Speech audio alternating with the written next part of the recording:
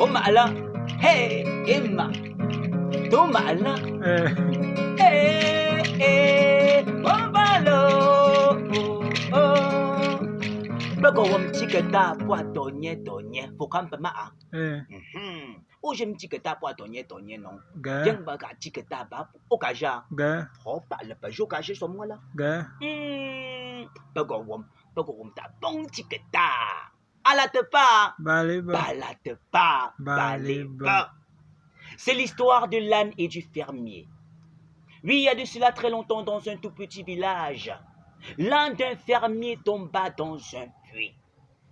La pauvre bête gémissait pitoyablement que le fermier se demandait quoi faire. Après réflexion, le fermier décide enfin que l'âne était vieux et que le puits devait disparaître.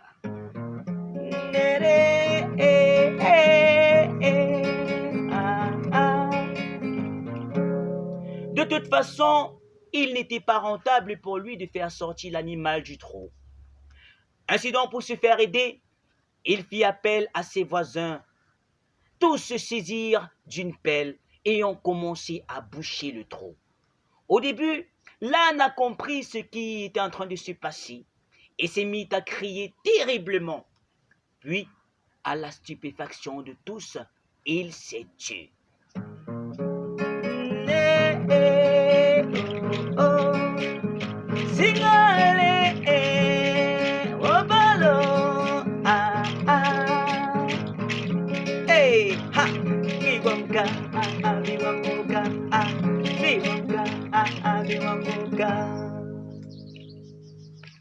Après quelques pelletées de terre, le fermier se décide enfin à regarder dans le puits. Et il fut étonné de ce qu'il vit. En effet, les pelletées de terre qui tombaient sur l'âne, il s'en servait pour faire quelque chose de stupéfiant. À chaque fois que la terre tombait sur son dos, l'âne se secouait, et il se secouait, et il se secouait, et montait sur la terre. Au fur et à mesure que l'âne tombait sur son dos, oui, au fur et à mesure que la terre tombait sur le dos de l'âne, l'âne se secouait et montait. Il se secouait et montait. Bientôt, tous étaient stupéfaits de voir l'âne sortir du trou et se mettre à trotter.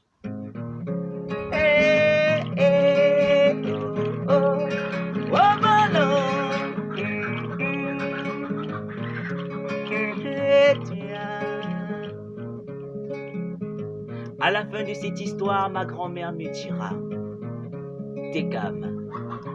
Dans la vie, tu dois te servir de tout ce qu'on balancera sur toi, bon ou mauvais, pour pouvoir sortir du trou.